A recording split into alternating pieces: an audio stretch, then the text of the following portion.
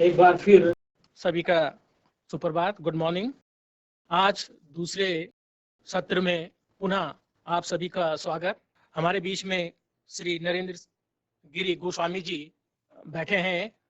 आपको सुलेख के बारे में वो बताएंगे कि हम कैसे अपनी लेखनी को, बेटा हिंदी जो हम लोगों की लेखनी है उसका जो लिखने का जो मेथड है, हम अक्षरों को किस तरीके से डिजाइन करें, कैसे लिखें, ठीक है, आप उसको बताएंगे। तो गिरी जी प्लीज आप। धन्यवाद सर। सभी को मेरा नमस्कार। संभवतः तो मेरी आवाज सभी को पहुंच रही होगी। कृपया जरूर बताएं, आवाज नहीं आ रही है तो अपना हाथ उठा सकते हैं। तो सेशन को प्रारंभ करते हैं। और कुछ बच्चे सीखना बहुत सीखना चाह रहे हैं और वो अपनी कॉपी पेन सब लाए हैं। तो मेरे साथ अगर आप सीखें बेहतर होगा। तो मैं चाहूंगा कि आप जो भी कोई क्वेरी भी हो सकती है आपकी, तो आप अपना हाथ खड़ा कर देना। तो यहाँ से हम फिर आपका समाधान करेंगे। तो मैंने स्टार्टिंग में आपको जो खड़े पाए होते हैं और जो पड़े पाए होते हैं, पाए का मतलब जो डंडे जो लगते हैं, प्रत्येक अक्षर में अधिकतर, जैसे ओ है तो ओ में भी खड़ा पाया लगेगा, आ में भी लगेगा, ओ औ अंक अहो, इसमें खड़े पाए लगते हैं। और हिंदी शब्द लेखन जहां होता है, जब हम सीखते हैं तो पड़ी लाइन है, यानी कि इसको शिरोरेखा या पंक्ति, यानी कि शिरोरेखा या पंक्ति के नाम से जाना जाता है। और ये सब में पढ़ते हैं। आपका कोई भी अक्षर हो बिना शिरोरेखा के नहीं होता।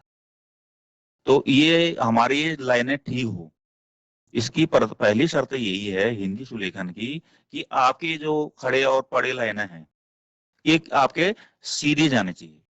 तो अपने हाथ को इतना सिद्ध हस्त कर देना है आपने, ये लाइनें आप सीधी पढ़े। अब एक बार करने से तो नहीं हो पाएगा, तो आपको इसमें लगातार कुछ न कुछ संशोधन, आपको प्रैक्टिस, तो उसके बाद जो है आपका हाथ जो है सीधी चलेगा। चाहे आप कोई भी पेन पकड़े हो। मैं अभी आपको ये जो कटिंग वाला मार्कर है इससे सिखा रहा हूं। इसका उद्देश्य ये है इससे सिखाने का कि ये ऑनलाइन क्लासेज हैं और छोटी राइटिंग अगर मैं बनाऊं तो संभवतः आपको दिखेगी नहीं। तो बनावट एक ही जैसी आएगी, आप छोटी राइटिंग करें या बड़ी राइटिंग करें।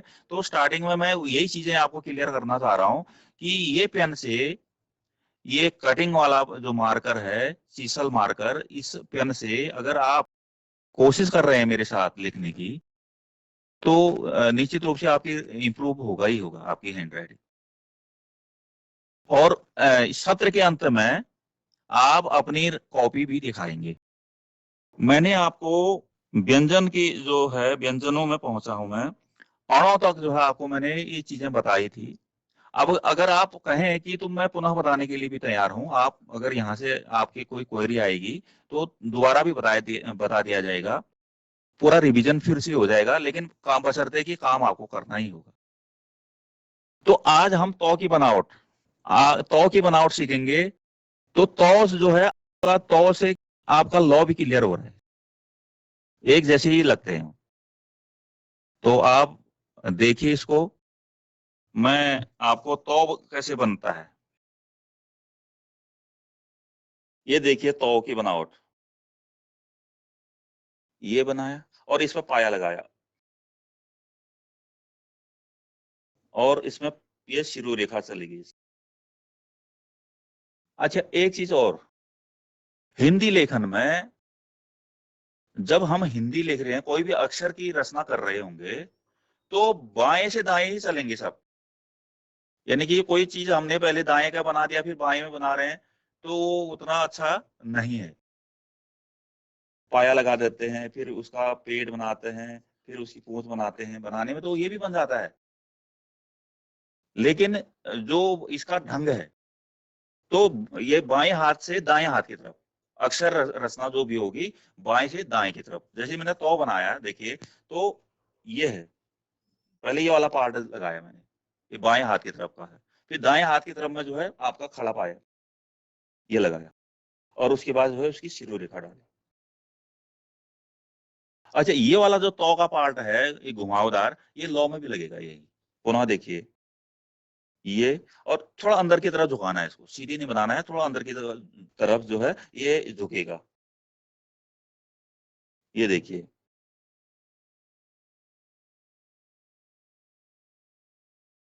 तो अगर आपका अगर क्लियर हो गया तो इसे आपको लॉ बनाने में भी सहायता मिलेगी।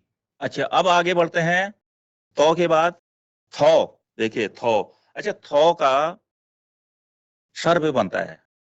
कुछ अक्षर ऐसे हैं हमारे जिनके स्वर अलग होते हैं। अच्छा, थौ भी है स्वर वाला, आप देखेंगे मैं बना रहा हूं थौ की बनावट। ये घुमाया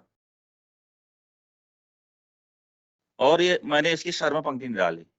आगे को भी आएंगे, जैसे धो है वो उसका भी स्वर बनता है, भौ है उसका भी स्वर है, और तालव्य शो है, अक्षो है।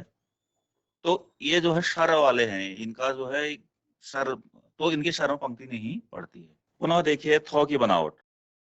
अगर ये छोटी छोटी चीजें अगर आप अपनाएंगे तो निश्चित रूप से आपकी हैंड राइटिंग इंप्रूव होगी, कि बनावट आपको पता है और आपने फिर प्रैक्टिस में भी लाए उस चीज, तो आपने फिर राइटिंग तो सुधर ही जाएगी।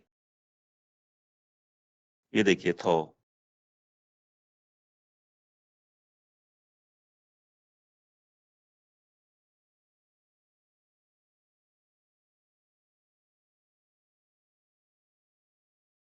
मैंने पाया नहीं लगाया पहले, उसके बाद लगाया पाया, यानी कि बाएं से शुरू किया मैंने, बाएं हाथ की तरफ से, और फिर दाएं।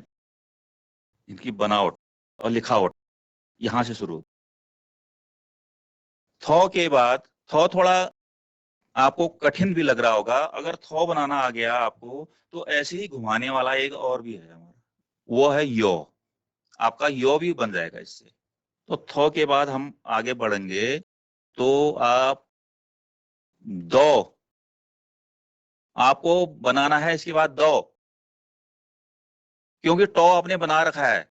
टॉ तक अगर आपकी प्रैक्टिस हो रही है तो आपका दो बनाना बहुत ही सरल हो गया। देखिए एक ही जैसे बनेंगे, आकार वही है, टॉ का जैसे ही आकार है, वहां से घूमना है, थोड़ा सा आगे से घूम के बस वहां तक जो है। आपको अगर टॉ क्लियर हो रहा है तो आपका दो भी क्लियर हो जाएगा। देख, ये गर्दन बनी और उसके बाद ये पेट बना, और यहाँ तक तो टॉ बना ही रहे थे हम। अब यहाँ से क्या करना है, ये घुंटी लगनी है इसमें, ऐसे करके नीचे कर देना है हमने, और उसमें फिर शिरो रेखा इसमें डाल देनी है रूल के अकॉर्डिंग। ये टेढ़ा मेढ़ा नहीं होना है। इनकी जो है ये, इनकी सुंदरता, अक्षर की सुंदरता इसी में है कि ये बिल्कुल ठीक जैसे नपे तोले होते हैं, टेढ़े मेढ़े नहीं है, तो और बढ़िया दिखते हैं।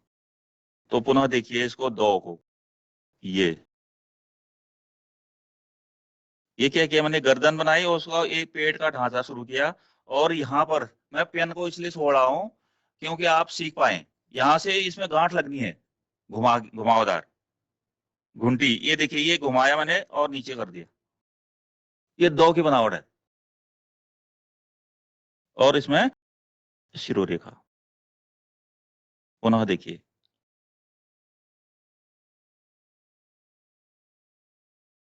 अब दो क्लियर है। कोशिश करें आप बनाने की, और प्रैक्टिस ही करनी है इसमें, तभी आप सिद्ध हस्त हो पाएंगे। कोई भी अक्षर को की बनावट, कि उसकी बनावट कैसी है उसको बनाने की कोशिश करते हैं और वो वैसे ही बन जाता है, तो इसका मतलब आपने उसको सिद्ध कर लिया है। तो दो के बाद आगे बढ़ते हैं धौ। अच्छा, धौ जो है मैंने पहले भी बताया था, तो जिसने घौ क्लियर किया तो वही सेम है धौ, लेकिन सिर्फ सिर्फ बीच में उसकी पंक्ति नहीं पड़ती। अच्छा, एक तो शर वाला भी होता है धौ, एक बिना शर वाला होता। तो इजी वे में आपको मैं धौ जो है बिना सर वाला ही बता रहा हूँ। ये देखिए,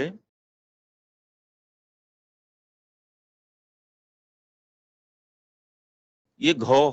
अच्छा, पंक्ति इसकी इधर से को इधर आ जाएगी, और आप चाहें तो इधर को भी डाल सकते हैं। ये तो ये धौ पड़ा जाएगा, बीच में नहीं होनी है पंक्ति,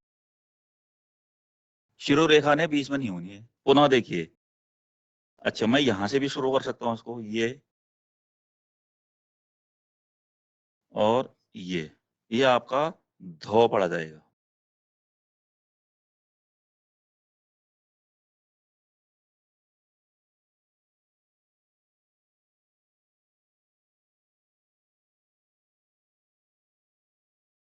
अच्छा, धौ के बाद नौ, धौ के बाद नौ, नौ भी सरल है। आप नौ के लिए देखिए, आपने बाएं से दाएं को पढ़ना है। इसमें भी हर अक्षर की बनावट जो जहां से शुरू करेंगे हम, बाएं से दाएं, ये ध्यान रखना है। नौ भी जो है बाएं हाथ से दाएं हाथ की तरफ बढ़ेगा। तो नौ का जो है पहले सर बनेगा गोल। ये देखिए, ये बनाया गोल मैंने, और ये थोड़ा सा आगे बढ़ के इसमें शिरोरेखा, ये क्या कहते हैं, पाया लग जाएगा और उसमें शिरोरेखा पड़ जाएगी। इसने नौ ने गोल होना है। और कुछ बच्चे क्या करते हैं, आप वो उल्टा हो जाता है, लेकिन नौ का बनावट उसमें उतना आकर्षक नहीं होता है। पहले पाया लगाते हैं फिर नौ को जोड़ते हैं, वो सही नहीं है। तो नौ बनाने के लिए भी आपको पहले इस ढंग से आकार बनाना पड़ेगा नौ का। ये आधा नौ हो गया, और इसमें आप पाया जोड़ देंगे। ये देखिए,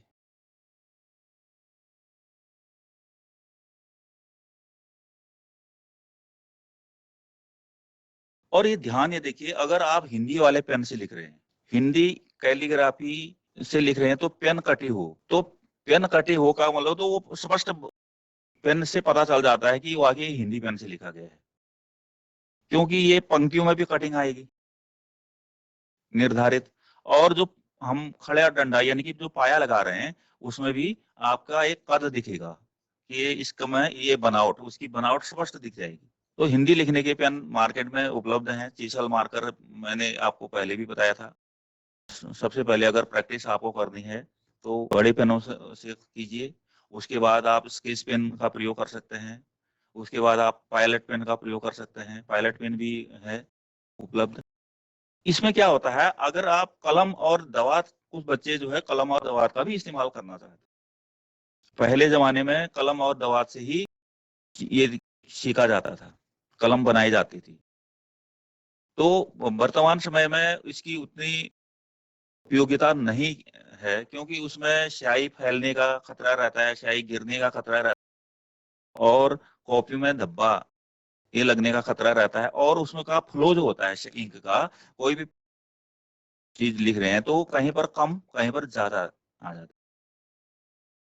तो ये इन पेनों ने उसका स्थान ले लिया, ये रेडीमेड आ गए। तो इससे जो है आपकी स्याही जो है बराबर चल रही है, हर जगह जो है कहीं पर दाग धब्बे नहीं है, कहीं पर कम और ज्यादा नहीं है, और इजी है। आपको पौ की बनावट आ गई तो आपके इसके साथ दो और वर्ण क्लियर हो जाएंगे। पौ के बाद पौ बनाना सीख लिया तो आपका फौ भी क्लियर हो रहा है, और मूर्धन्य शौ वो भी क्लियर हो रहा है। सेम बनावट, पौ के साथ फौ भी और मूर्धन्य शौ भी। देखिए पौ, अब पौ की बनावट को, ये गोल नहीं बनना है पौ। ये देखिए, ये और यहां से हम, और ये पंक्ति डालें, इसका बीच में स्पेस, ये काउंट करता है। ये ध्यान ये रखिए, बिल्कुल बराबर दूरी है।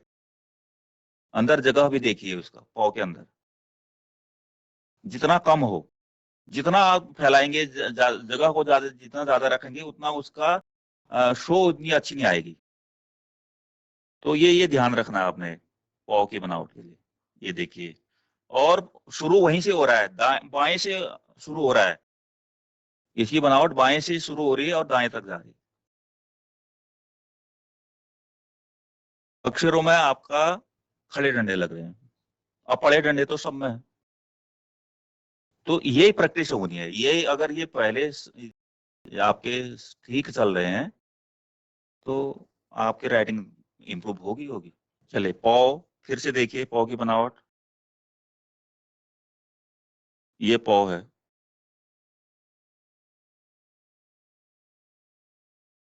ये पौ, ये पौ। और आप देख पा रहे होंगे पंक्ति में भी जो है कटिंग है। अब मैंने पेन घुमाया भी नहीं, पेन ने आपने ग्रिप ले ली, पकड़ लिया है, पेन सही पकड़ लिया है, तो आपको पेन घुमाने की आवश्यकता ही नहीं। पेन नहीं घुमाएंगे आप, केवल आपका हाथ चल रहा है, घूम रहा है और आप सीधे बना रहे हैं। आप पेन को घुमाते रहेंगे तो उसमें भी दिक्कत आएगी, अक्षरों की बनावट जो है नहीं बन पाएगी।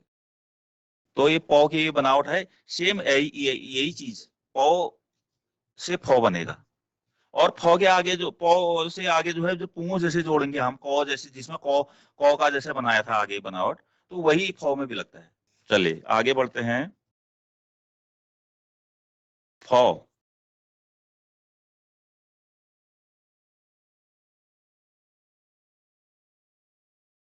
ये कौ की तरह ही लगेगी पूंछ इसकी, ये देखिए अंदर को फिर मुड़ना है इसने,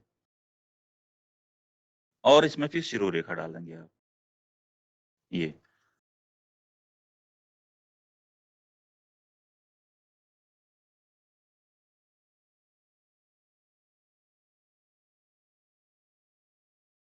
आप अपने क्वेरीज को, प्रश्नों को भी तैयार कीजिए।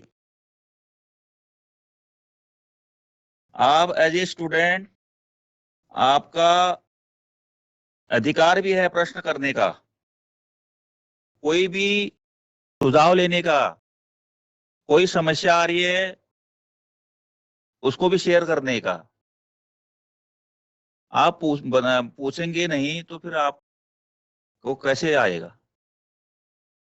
मन आपका कर रहा है कि मेरी भी हैंड राइटिंग बहुत बढ़िया हो, मैं भी ऐसी बनाऊं, और फिर अंदर आपका है कि नहीं पूछता हूँ या नहीं पूछती हूँ। कोशिश कीजिए आप अपनी क्वेरी और अपनी कॉपी भी जरूर दिखाएं, आप काम कर रहे हैं। तो ये फौ, फौ तो आप सभी पहुंच गए होंगे। फौ के बाद बौ है। अब आगे को आपके और सरल हो रहे हैं, बौ और सरल है, क्योंकि कौ बनाना सीख लिया था हमने पहले। कौ में भी मैंने आपको बताया था कि कौ की बनावट और बौ की बनावट, वो की बनावट एक ही जैसी। उनका गोलाई में पेट लगता है और उसमें सीधे पाया लगता है उसमें, तो वो बौ का आकार ले लेगा। तो ये ध्यान ही रखना है, जो उसका बौ का जो पेट बना रहे हैं हम, वो बीच में बने, पाए के बीच में बने, फिर उसका पेट काटेंगे। देखिए बौ, ये गोला बनाया मैंने, जहां से शुरू किया मैंने वहीं पर छोड़ खाया और इस पर पाया लगा दिया। ये पेट कट कट गया इसका, ये बौ पड़ा जाएगा ये, और फिर शिरोरेखा। पुनः देखिए ये पूरा राउंड आ रहा है मेरा, जहां से पेन शुरू की मैंने वहीं पर छोड़, और इस पर फिर हम क्या लगा देंगे, खड़ा डंडा, और पेट काट दिया। ये बौ की बनावट, यानी कि हिंदी लिखने की पेन जो है आपको स्पष्ट बता रही है। आप अगर पेन को गोल घुमा भी रहे हैं तो वो पेन ने अलग अलग दिखा रहा आकार, पहले पतला है, फिर मोटा हुआ, फिर बीच में पतला हुआ और अंत में फिर मोटा हुआ। तो इतनी बार पेन जब घूम रही है तो वो बनावट भी अलग अलग दिख रही है। इसका मतलब है कि हिंदी लिखा गया है, हिंदी लिखने का पेन है, और पेन सही पकड़ रखा है। पुनः देखिए ये देखिए, और इस पर हमने पाया लगा दिया, पेट काट दिया और शिरो रेखा डाल दी। ये बौ,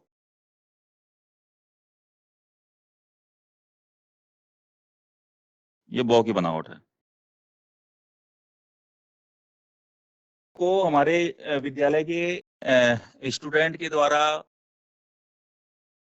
जो राइटिंग पर काम किया जाता है वो भी दिखाया जाएगा, उसको भी देखेंगे आप और उनसे भी प्रेरणा लेंगे। आप ऐसे ही करने की भी कोशिश करेंगे आगे को। तो अभी आपका टाइम है करने का स्टूडेंट। बो, बो के बाद भौ,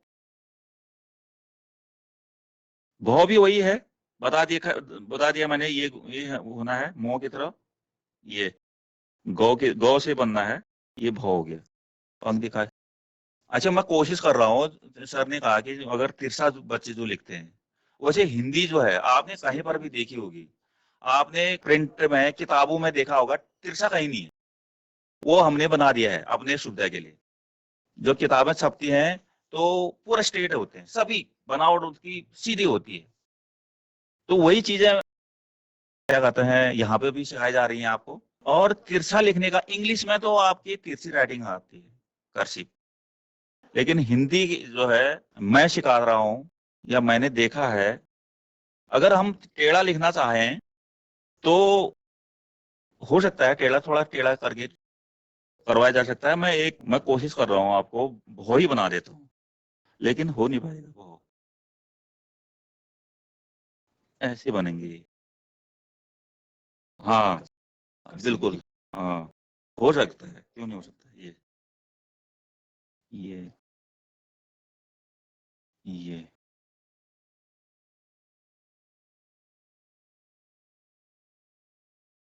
हाँ, ये हमारे स्कूल के यानी कि राजकीय जूनियर हाई स्कूल करौली के बच्चे, यानी कि अगर मैं आपको कहूँ तो एक कक्षा 6 का बच्चा है, अभी वर्तमान में 7 में है। लेकिन जब ये कक्षा 6 में था उस समय इसने ये प्रैक्टिस की। ये इसके बाद की ये लगातार की प्रैक्टिस है इसकी। 1 घंटा इसकी प्रैक्टिस है। तो निश्चित रूप से फिर ये राइटिंग जो है आपकी बढ़िया बन सकती है।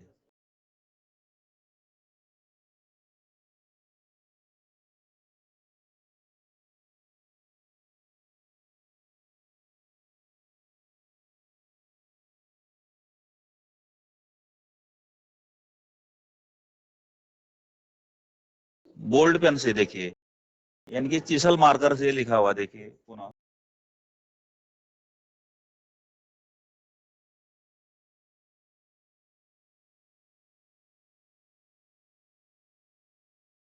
इसके बाद आपकी प्रैक्टिस यही होनी है, आपने आ मात्रा वाले छोटे छोटे शब्द बनाने हैं। ये फिर पंक्ति देखो, पंक्ति की लंबाई भी बढ़ रही है। अब शिरोरेखा की लंबाई बढ़ रही है, यानी कि आपका हाथ जहां तक खींच सकता है, ये कोशिश करेंगे अपने हाथ को लंबा खींचने के लिए। और वो रूल के अकॉर्डिंग सीधे पढ़ना चाहिए। पहले धीरे धीरे कोशिश करेंगे। और अभी हाथों में कंपन भी, अगर पेन मोटी पेन पकड़ ली है आपने तो हाथों में जरूर कंपन भी आती है। तो वो कंपन धीरे धीरे आपकी समाप्त हो जाएगी। प्रैक्टिस करने से, लगातार कोशिश करने से आपकी ये हाथों की कंपन, अभी हाथ टेढ़ा मेढ़ा भी चलेगा शुरू शुरू में। जरूरी नहीं कि पहले ही दिन परफेक्शन आ जाए। आप कोशिश करेंगे तो आपके फिर जो है सुंदर निखार आ जाएगा। बनावट, लिखावट, तो सब में निखार आ जाएगा। तो शुरुआत यहां से करेंगे हम फिर यदि। अच्छा, इसमें आपको संबंधित कोई क्वेरी, कोई प्रश्न, आपकी कोई जिज्ञासा, तो कृपया आप प्रश्न पूछ सकते हैं। प्यारे बच्चों, नरेंद्र गिरी जी से सीखा। बेटा प्रैक्टिस जितनी अच्छी आप करोगे उतना ही अच्छा आपका लेख बनेगा, है ना। और जितना अच्छा आपका लेख बनेगा बेटा, इस चीज को एक नोट करिएगा, उतने ही अच्छे आपको नंबर्स भी मिलते हैं बेटा। राइटिंग से आप लोग नंबर गेन कर सकते हैं बेटा, है ना। तो इसके ऊपर फोकस करिए। तो सर बहुत बहुत धन्यवाद आपका। ठीक है, ठीक है बेटा। वंस अगेन थैंक्स बेटा।